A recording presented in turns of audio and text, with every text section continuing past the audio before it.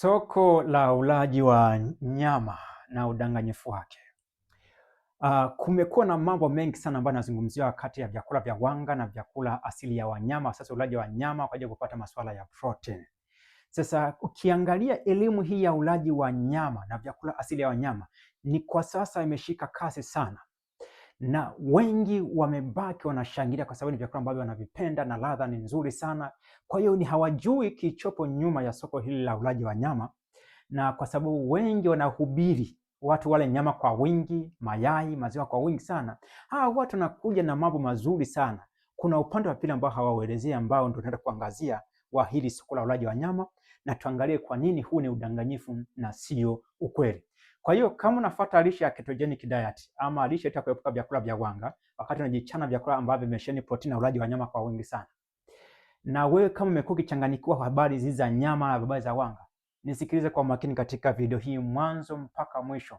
Kuna mambo kuu 8 ambayo nataka kuzungumza juu ya hili soko, juu ya soko hili la ulaji wa nyama, na kuna vingi utajifunza na yamkini usiwezi kuambiwa mahali popote, lakini pia utaelewa vitu vingi sana ambavyo vitakupatia mwanga wewe kufanya maamuzi. Ni Emmanuel Mpalie na Kitaruma Nutrition Specialist. Tuingie kwenye mada yetu ambayo tunaangazia soko la ulaji wa nyama na udanganyifu wake.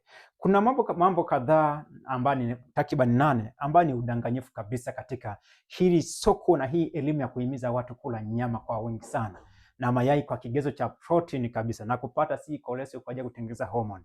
Udanganyifu namba 1 ambao wamekuwa kisema hasa hao, kuna bawa wengine, madaktari wengine, wataalamu lishe ambao wanakuja na hii agenda ya ulaji wa nyama na viwanda ambavyo vinajihusisha na biashara hizo, ni kwamba usipoweza kula nyama kuna uwezekano ukapata changamoto ya protein na upungufu wa madini ya chuma na kupelekea changamoto ya upungufu wa damu ambao unahusiana na upungufu wa madini ya chuma, maana yake iron deficiency anemia.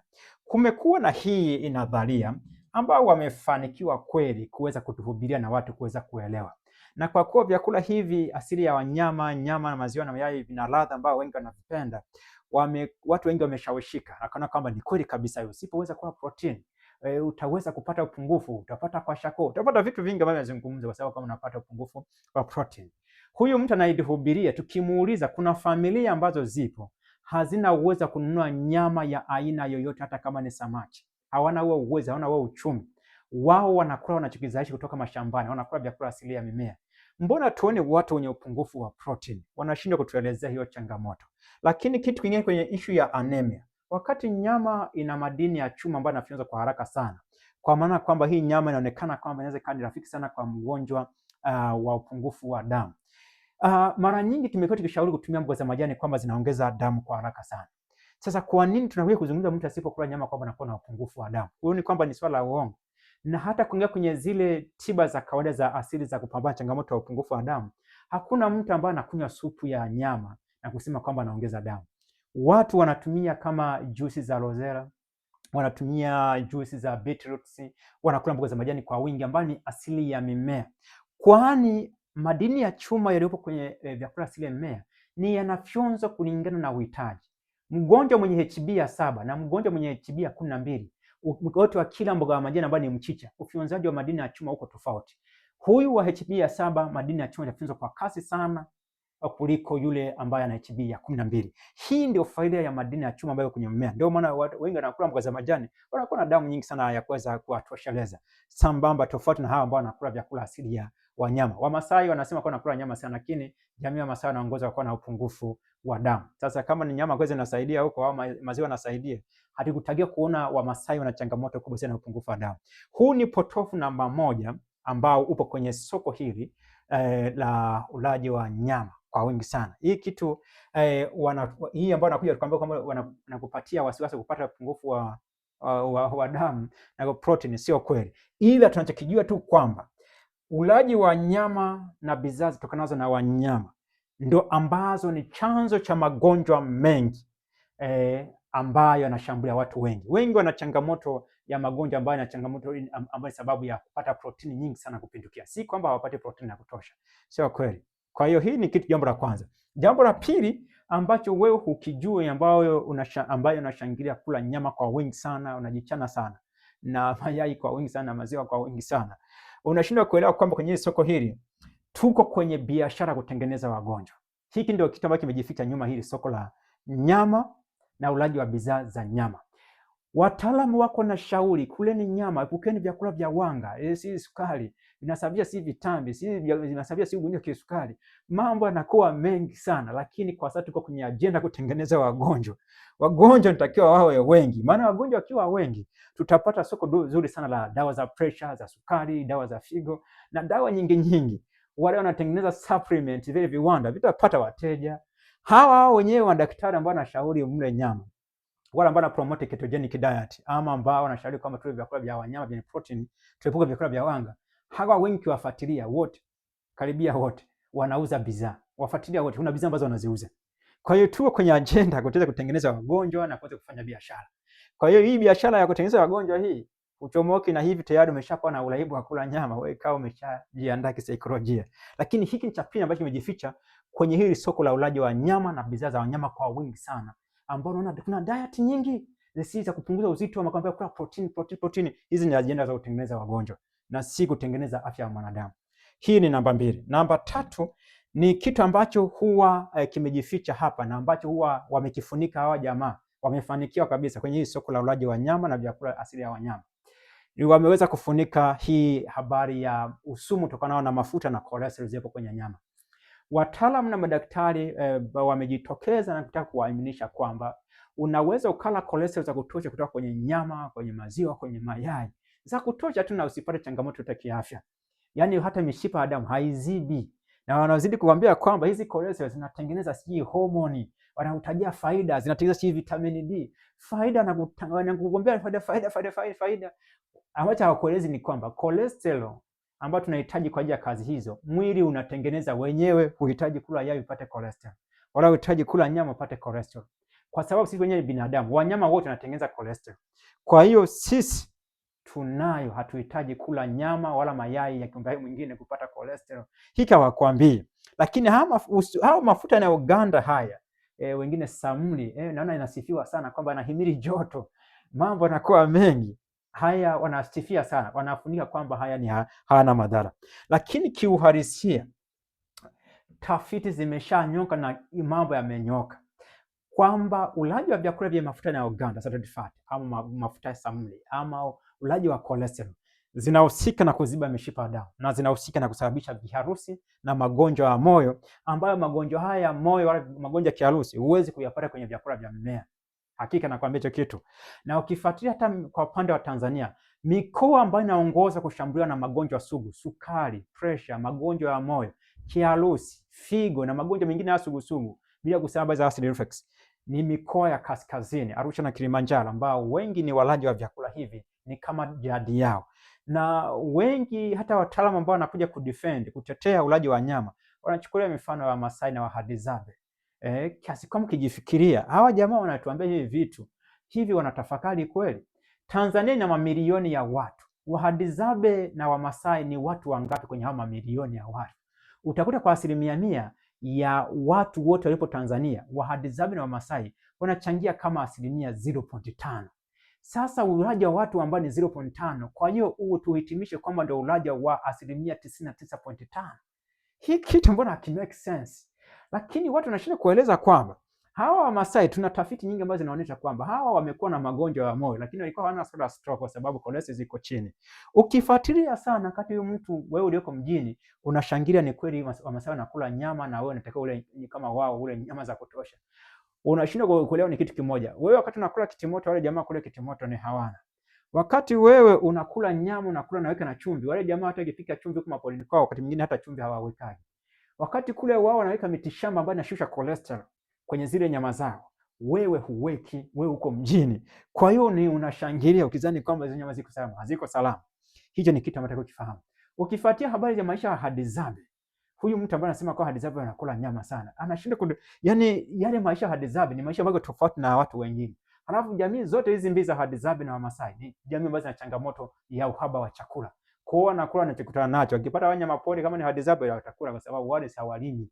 Watakula mizizi, matunda, ambapo kwenye mizizi hiyo mingine inakuja kusaidia kupunguza changamoto za cholesterol. Hizo mizizi wewe unakula, jibu inakuja ni hapana. Hawa matunda pori wewe unakula, jibu inakuja ni hapana. Kuna baadhi ambao hata kula matunda kwenyewe inachukua muda. Kuna mtu siku inapita amekula nyama lakini hata tunda lenyewe hajala. Kwa kuna vitu vingi ambavyo vimejificha hapa. Mwisho wa siku tunasema kwamba viwanda vya kusindika nyama na wa madaktari na baadhi ya wataalamu wa lishe wamefanikiwa kuweza kulifunika hili la usumu wa mafuta na kolese kwenye mishipa ya damu. Hili wamefanikiwa, hili imejificha. Lakini namba 4 ambacho wamefanikiwa hawa jamaa na ambacho wamekuwa hawakizungumzii, wamekifunika kabisa, ni kwamba binadamu ni kiumbe hai pekee ambacho kiasili inatakiwa ale vyakula vya wanga ama vyakula asili ya mimea. Kuna mwonekano, yani ule mifumo, anatomy ya mwili wa binadamu inathibitisha swala hili. Binadamu hajaumbwa naturally, mwili wa binadamu kuweza kula nyama. Hapana. Ukifuatilia utakuja kujikuta kwamba vyakula vya wanga ndio vyakula ambavyo kiasili inatakiwa binadamu ale, ambavyo vyakula hivi ni alkaline, sio asidi. Asili ya wanyama vyote ni asidi na ndio maana vinapandisha asidi ya damu, lakini vyakula asili ya mimea ambavyo vimesheheni wanga vile ni alkaline, na mwili unahitaji mazingira ya alkaline ili kusudi michakato mingine iendelee na seli ziwe salama kabisa. Sasa kwenye hili la kuweza kufunika hili kitu hiki, hawa wataalamu wanakuja kusema kwamba sio lazima mtumie sukari kama chanzo cha nishati. Wanakuambia mwili wa binadamu unaweza kutumia mafuta kama chanzo cha nishati. Ni kweli, hatukatai, lakini mafuta ni chanzo mbadala, sio chanzo pendwa na chanzo cha awali cha nishati kwenye mwili wa binadamu. Tunatumia tu mafuta kama sukari ni hamna. Kwenye mazingira ya hospitali zetu tulizonazo, tukitafuta mtu aliyekufa kwa sababu ya upungufu wa mafuta, huwezi kumkuta hata mmoja. Lakini tukitafuta watu ambao wamekufa kwa sababu ya hypoglycemia, ambayo ni sukari kushuka, tunao wengi ambao wameweza kufa kwa sababu ya sukari kuweza kushuka sana. Unaweza kuona umuhimu wa hivi virutubisho vyote viwili, lakini yote katika yote wao wameweza kufanikiwa katika sera yao ya biashara ya ulaji wa nyama kwamba mafuta ni bora, nitakuwa ule vya mafuta, nyama utapata mafuta na itakuwa kama chanzo cha nishati, sio lazima utumie sukari. Hicho wameweza kufanikiwa na hii ajenda ya kutaka kumhamisha mwanadamu hadi ataki kula vyakula vya wanga, wameweza kufanikiwa.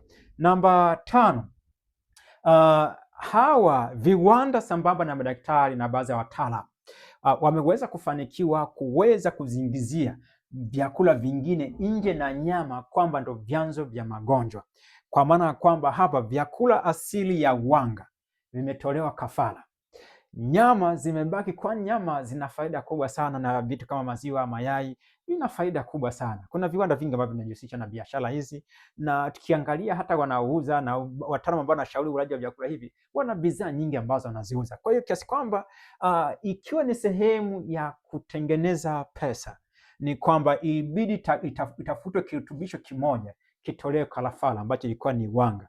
Wewe fikiria mtu auze mayai na mwingine auze viazi. Unafikiri nani atapata pesa nyingi sana? Huwezi kuuza kiazi mviringo ama kiazi kitamu kupata pesa nyingi sana kuliko mtu anajihusisha na uzalishaji wa mayai au maziwa. Ni kitu ambacho hakiwezekana. Ama mtu ambaye anauza nyama hizi za kusindika. Watu hii business. Kwa hiyo hiki ni kitu ambacho kukifahamu kwamba wanga, propaganda ya kulaumu vyakula vya wanga ni imepenya vizuri miongoni mwa watu walio wengi.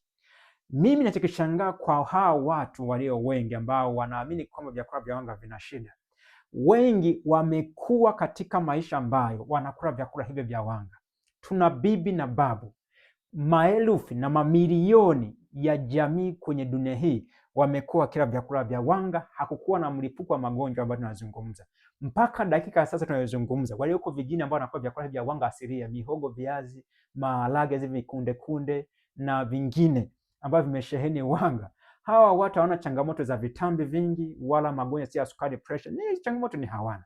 Ile tulioko mjini ambao tunajitahidi kwamba sisi tunajua elimu sana na kukimbilia kwenye protein sana na kujifanya kwamba tumeelewa vizuri propaganda ya kulaumu vyakula vya wanga, hakika sisi ndio wagonjwa, kwani tunakula vyakula vingi ambavyo vinasababisha magonjwa na tunavibeza vyakula ambavyo vinatulinda dhidi ya magonjwa. Kwa hiyo hiki ni namba 5 ambacho wameweza kufanikiwa wanaoshauri ulaji wa nyama, viwanda na madaktari, baadhi ya madaktari na baadhi ya wataalamu wameweza kufanikiwa hii agenda ya kuweza kuzingizia baadhi ya vyakula, hasa vyakula vya wanga.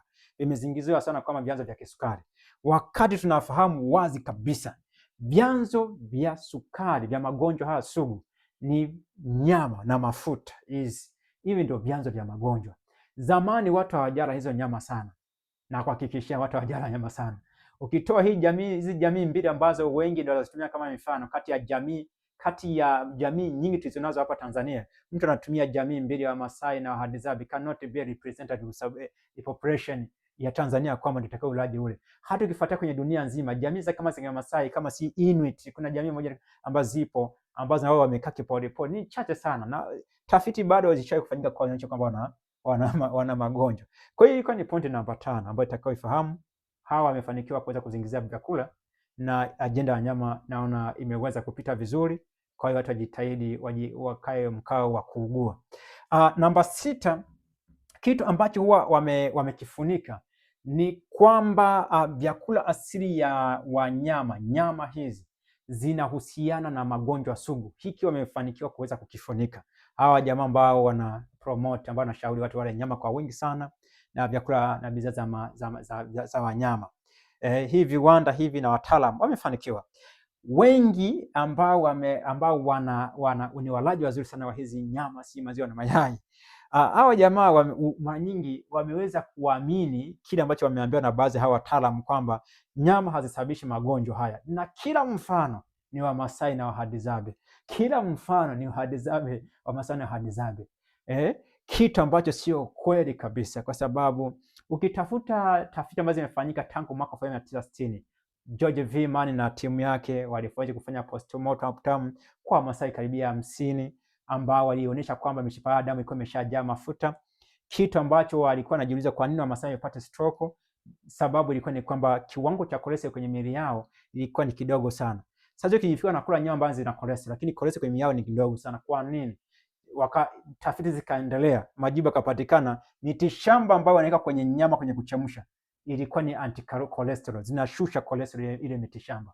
Wewe unatumia, wewe hutumii, lakini naamini kwamba nyama zisababisha magonjwa sugu. Haina shida, tuendelee kama kawaida, maana kuna falsafa ambayo inasema kwamba mgonjwa aliyepona ni mteja aliyepotea kwa daktari.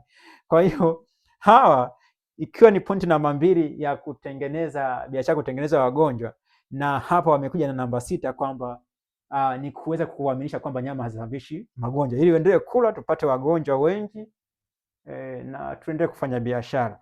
Lakini hapa hii namba 6 wameweza kufanikiwa.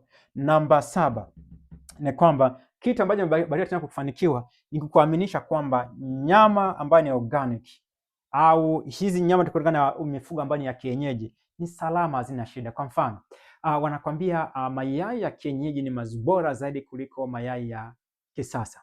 Ni kweli yana utofauti upo, hatukatai, lakini tukija kwa masuala ya kienyeji yenyewe bado cholesterol ziko pale pale, kwa sababu shida sio wenyeji wala sio kisasa. Shida ni issue za cholesterol na proteins na mafuta ambayo yanaganda, ambayo saturated fat. Hizo ndio issue kubwa sana, kwa sababu mtu anakuambia nyama hii nyeupe nyekundu, anambia hizi achana na wekundu na weupe. The key issue ni vilivyomo kwenye nyama hizo, ambayo ni cholesterol, protein kali na mafuta ambayo yanaganda, kiasi kwamba ukila kwa wingi huwezi kuwa salama. Na ndio tumekuwa tukishauri watu waweze kupunguza matumizi ya vyakula hivi. Unaweza ukala nyama kwa kiwango kidogo sana, kwa sababu ukijaribu kufikiria, kuna tafiti nyingi ambazo zinatuonyesha kwamba mwili wa binadamu una uwezo wa kutolerate only 5% ya protein kutoka kwenye vyakula hivyo. 5% of the total calories should come kwenye vyakula hivyo ambavyo watu wanavyosema. Sasa watu wamehamisha, sasa wanakula kwa wingi sana, kitu ambacho sio kweli. Mwili hauna uwezo kuhimili ukali wa hizo protein, wala mwili hauwezi kuhimiza na hizo cholesterol. Mwisho wa siku utaishia tu kuwa mgonjwa. Kwa hiyo achana ukienyeji ama organic. Neno organic sikuchanganye, wala kienyeji sikuchanganye. Kiisho ni kwamba ukiamua kutumia nyama kama wewe sio mgonjwa, tumia kwa kiwango kidogo, usijichane sana. Ila kwa wale wagonjwa, ushauri ni kwamba kula vyakula vya mmea. Achana neno si organic, si kienyeji, si unajua hii ni nyeupe ni nyekundu. Hizi ni terminology, ni maneno tu ambayo yanatumika katika swala la soko hili la ulaji wa nyama. Lakini kiafya na kiathari, madhara na bakia yako pale pale. Namba 8. Ukiangalia tafiti ambazo zimefanyika kwenye ulaji masuala ya nyama na bidhaa za wanyama, wale ambao wamefund hizo tafiti, kwanza ni hawa wenye viwanda. na wamekuja kuhitimisha tu kwamba wao kwamba ladha ni bora zaidi kuliko uhai wa mwanadamu. Wakasema kwamba ni yani wao walichoweza ni kuhalalisha kwamba watu wanapenda ladha ya vyakula hivi, ndio maana tunataka tuwa encourage wale hivi, kwa maana kwamba maisha haya usipoweza kufurahia sasa unafanyeje? Kwa hiyo hili soko la ulaji wa nyama na bidhaa za nyama zenyewe zimeweza kusisitiza na kuchagua ladha mbele ya uhai wa mwanadamu, kwamba ni vema watu waenjoy ladha ya vyakula. Hii swala la uhai itajulikana mbele ya safari. Hiki ndio baki kiko behind hii promotion, si kwamba kuna masuala ya afya, no. Hapa ni issue ya ladha, kwamba watu waenjoy tu bana, watu wajichane bana. Habari za uhai, mtu akiugua haina shida, si dawa zipo tutamuuzia, supplements zipo tutamuuzia. Kwa hiyo kuna vitu vingi sana, lakini kwa sababu mtu kimwambia ale nyama ni rahisi sana kukuelewa kuliko mtu kumwambia kwamba siwezi kutumia ama tumia vyakula vingine, kwani vile vingine watu wengi hawavipendelei sana. Hii ni point namba 8 ambayo hawa jamaa wameweza kuifanikiwa, kuhalalisha ladha mbele ya uhai wa mwanadamu. Hiki kitu wameweza kufanikiwa. Haya ndio mambo kuu 8 ambayo yamejificha kwenye hili soko la ulaji wa nyama na bidhaa za wanyama. Kama ulikuwa hujui, naamini utakuwa umefahamu, na kama ulikuwa unachanganyikiwa, naweza kama nimekuelezea vizuri. Kama hujanielewa, rudia video tena hii kwa mara nyingine, utaweza kunielewa vizuri na nachoweza kukizungumza. Hakuna usalama wa hizi nyama. Nikufahamisha kitu kimoja kabla sijahitimisha, kwamba ukifuatilia wanaouza virutubishi lishe, wale wanakuambia vinatokana na matunda na mboga mboga. Kama kweli nyama zinatibu, kwa nini usiseme hivi virutubishi vimetokana na maziwa na mayai ama samaki ama kuku? Kwa nini usiseme kwa vimetokana na vitu hivyo? Ukifuatilia kwa upande wa mafamasia kwenye utengenezaji wa dawa, wamenyoka wale jamaa. Karibia dawa zote ambazo tunatumia hospitalini zimetokana na mmea, sio nyama wala maziwa wala mayai. Hiyo vitu havihusika kwenye utengenezaji. Kama kweli hivi vyakula ambavyo tunawashauri watu watumie kwa sababu ya protein, kama kweli vina nguvu tiba, kwa nini visingeweza kuwa kwenye msingi wa matibabu na kutengeneza bidhaa ambazo zinaweza kutumika kwenye kutibu magonjwa? Unaweza kuona kama kuna kitu ambacho hakiko sahihi kwenye hii ushauri, lakini kwa kuwa watu mnapenda ladha na mnapenda kusikia habari njema juu ya tabia zenu mbaya, watu ngoja waendelee kujichana kama kawaida. Mgonjwa aliyepona ni mteja aliyepotea kwa daktari. Ni falsafa ambayo ziko behind masuala ya utabibu. Kuna vitabu ambavyo vimeandika hiyo falsafa. So far ni kuchukua kutazama video hii mwanzo mpaka mwisho. Kama una swali lolote drop kwenye comment. Nikutakia wakati mwema, kwa heri. Ni Emmanuel Mpalie, nutrition specialist.